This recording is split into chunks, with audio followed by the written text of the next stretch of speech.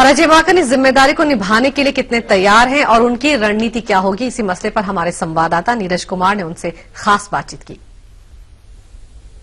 कांग्रेस में campaign committee का chairman ही party का चेहरा चुनाव में होता है। अजय माकन को दिल्ली चुनाव अभियान समिति का चेयरमैन बनाया गया है। कहा जा रहा है कि नरेंद्र मोदी और केजरीवाल के बीच टक्कर है। अजय माकन का चेहरा कैसे दिल्ली की जनता को बताएगा कि कांग्रेस को वोट दे?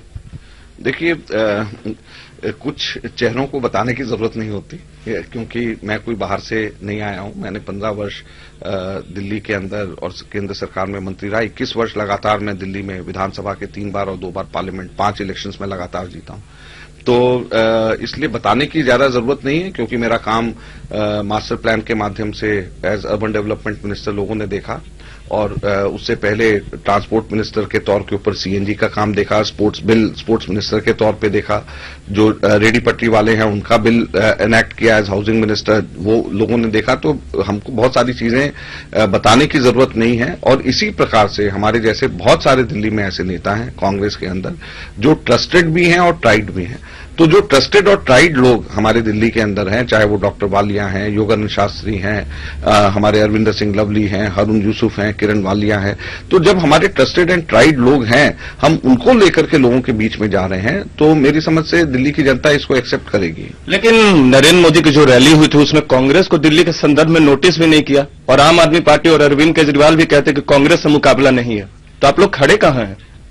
अगर बीजेपी कहेगी कि कांग्रेस मजबूत है तब हम खड़े होंगे। आम आदमी पार्टी कहेगी कांग्रेस मजबूत है तब हम खड़े होंगे। दिल्ली कैंट के अगर रिजल्ट्स आप कल देखें, जिसमें हम 11% हमारे वोट्स में बढ़ोतरी हुई है और 15% आम आदमी पार्टी के वोट्स कम हुए हैं, बीजेपी के 3% कम हुए हैं।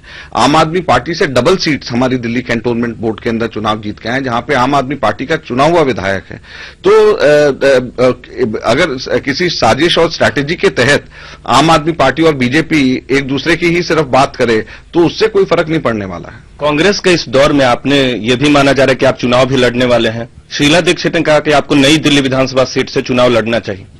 देखिए, मैं शीला जी का धन्यवाद करता हूं, उन्होंने मेरे बारे में बड़े अच्छे शब्द बोले हैं और उनकी सलाह उन्होंने पार्टी को दी है। तो जो पार्टी मुझे कहेगी वो मेरे लिए मंजूर होगा। लेकिन माकन साहब, कहीं नहीं लगता कि शीला दीक्षित ने जैसे पहले कहा कि अगर बहुमत नहीं आता है किसी को तो आम आदमी पार्टी को कांग्रेस समर्थन करेगी, इस तरह के बयान से पार्टी को ऐसे मौके में जब बुरे दौर से गुजर रही है नुकसान होता है?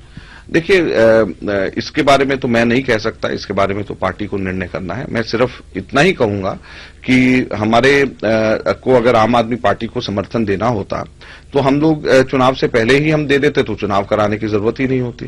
तो मैं इस बात को सही नहीं समझता कि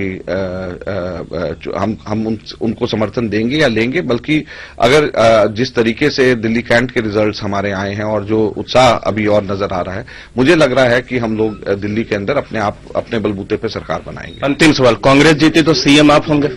इस बात का फैसला हमारे विधायक दल करेगी जीतने के बाद। दिल्ली में माना जा रहा है कि बीजेपी और आम आदमी पार्टी के बीच दोहरा मुकाबला है, आमने सामने का मुकाबला, लेकिन अजय माकन को उतारकर कांग्रेस ने दिल्ली के मुकाबले को त्रिकोणीय बनाने की कोशिश जरूर की है।